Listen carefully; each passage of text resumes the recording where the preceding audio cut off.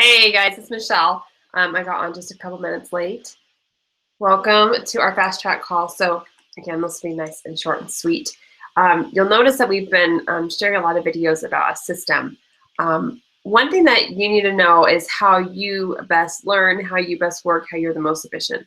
So Danielle, on our there's a little boot camp training that we're doing this week, and Danielle commented that her biggest struggle is that she's lazy, and I was like, oh my gosh, I totally relate to that.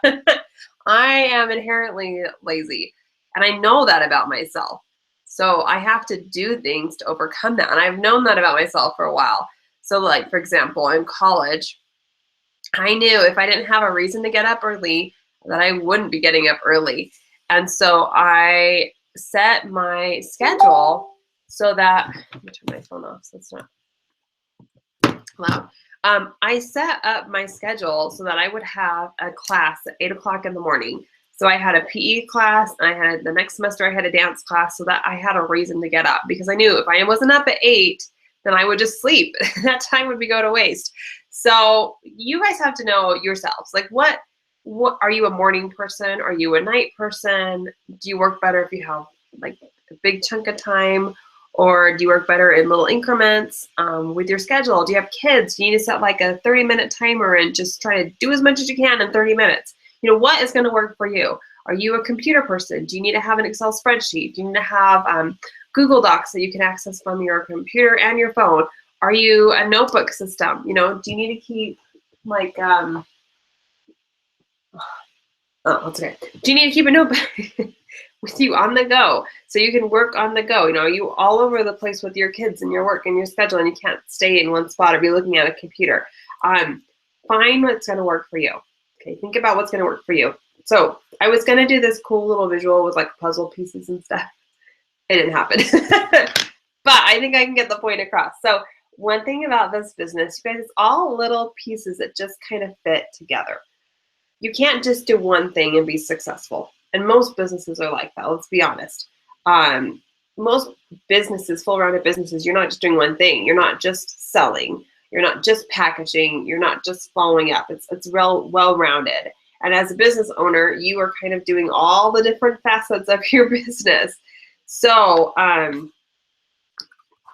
sometimes that's tricky because it can be a little bit overwhelming. Like, what do I do? You know, I just want to sell. But if you want to build a big business, you have to do more than just sell. So here's my little map of things, and I can't read it upside down. So first off, it always starts with parties. Always starts with parties and getting customers. Parties and customers. Now, I should have put another thing over here of networking and leads, because that's how we get new customers, right, is networking and adding to our network. So if you guys have seen on our group, I put a daily checklist at Jordan's video, which was brilliant. I think you all should watch it, especially if you struggle with organization, time management, what to do today. If you're the type of person that you get on, I can relate to this.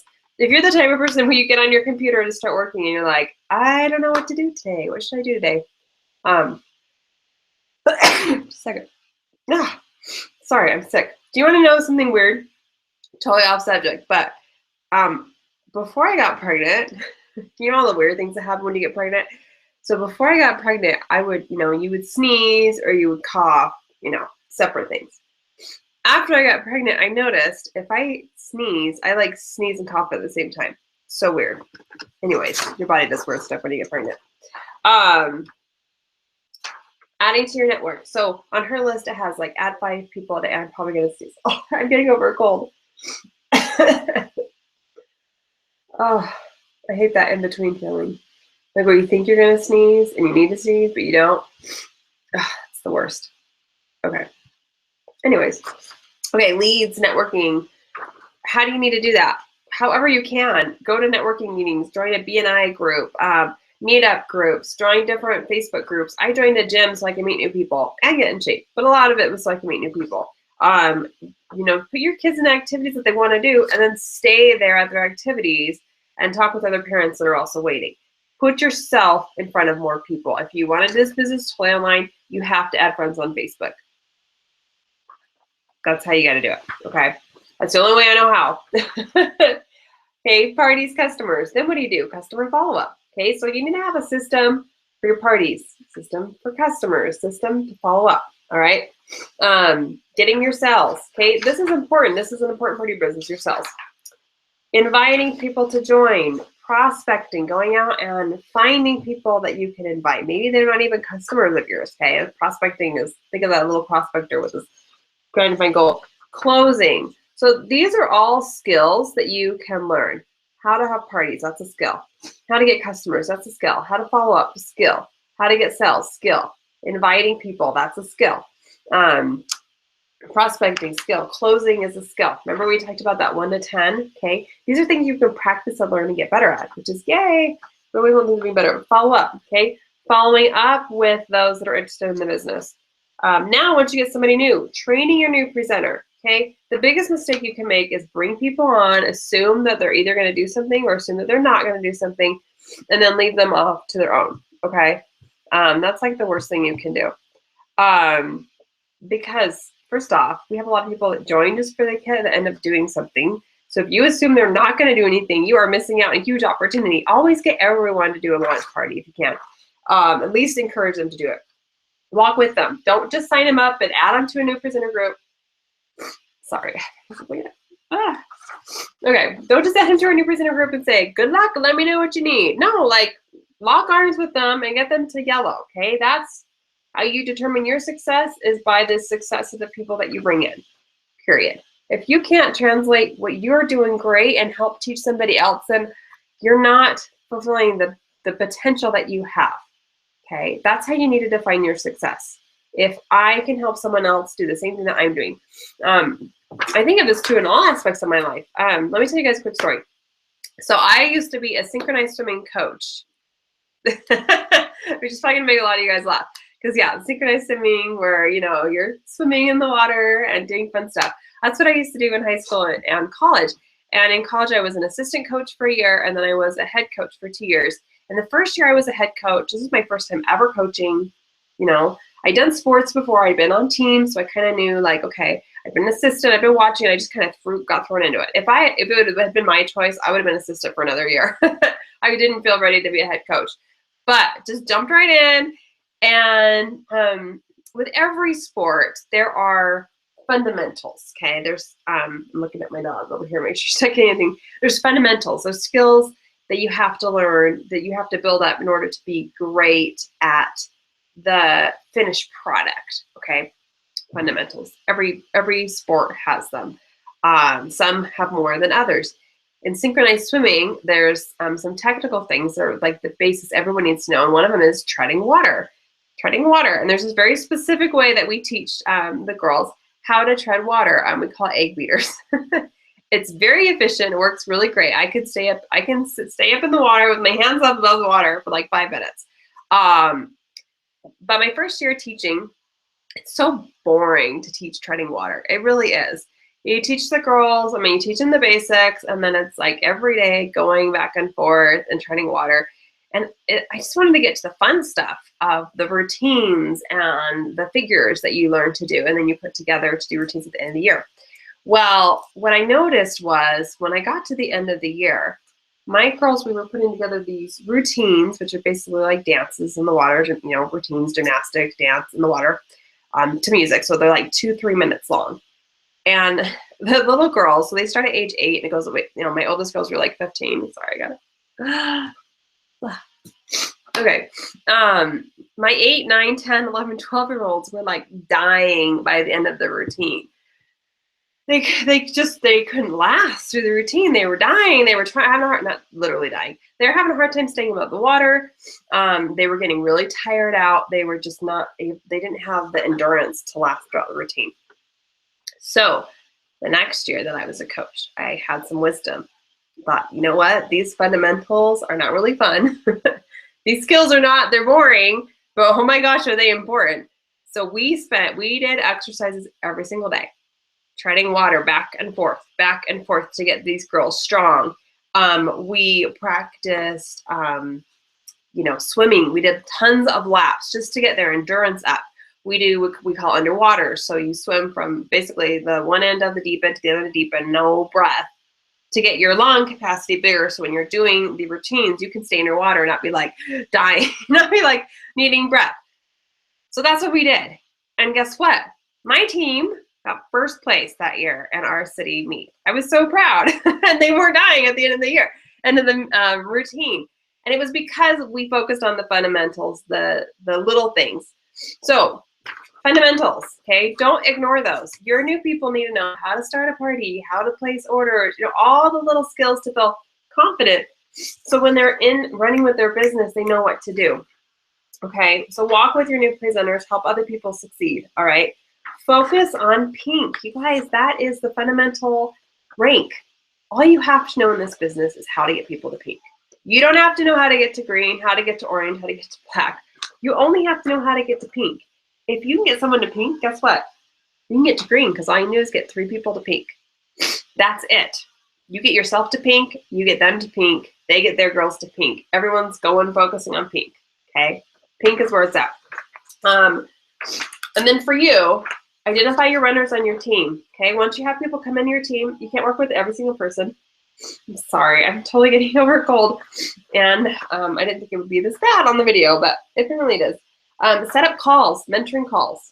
Mentoring calls. I'm a big believer of phone calls. Phone goes a long way compared to a voice message or message back and forth.